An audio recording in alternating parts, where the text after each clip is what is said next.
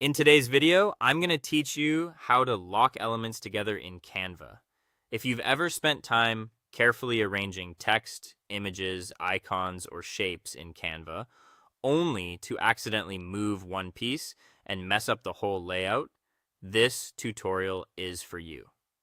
Locking elements together is a simple way to keep your design organized and prevent unwanted changes, especially when you're working on presentations, flyers, social posts, or any design with multiple layers. To get started, open Canva and go to your active project. From your Canva homepage, find the design you want to work on and open it so you're inside the editor. Once your project is loaded, click on the page where the elements you want to organize are located. It helps to make sure you're focused on the correct canvas area before making any changes, especially if your design has several pages or lots of overlapping content. Next, you'll need to select all the elements you want to keep together. One way to do this is by holding down the Shift key on your keyboard and clicking each item one at a time. This works well if the elements are close together, but not overlapping too heavily. Another option is to click and drag your mouse across an empty area of the canvas to draw a selection box around everything you want included.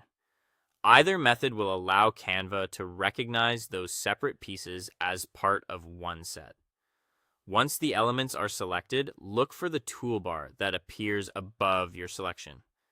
In that toolbar, click Group. You can also use the keyboard shortcut Ctrl and G on Windows or Command and G on Mac.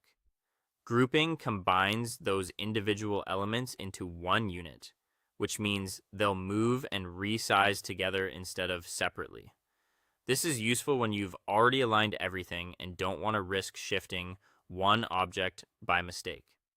After grouping the elements, keep that group selected and click the three-dot menu in the toolbar to open more options. In the drop-down menu, choose Lock. In some cases, you may also see an option related to locking position.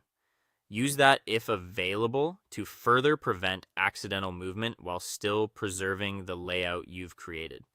This step is especially helpful when your design is nearly finished and you want to avoid disrupting it during final edits. To confirm everything is working, try clicking and dragging the grouped section.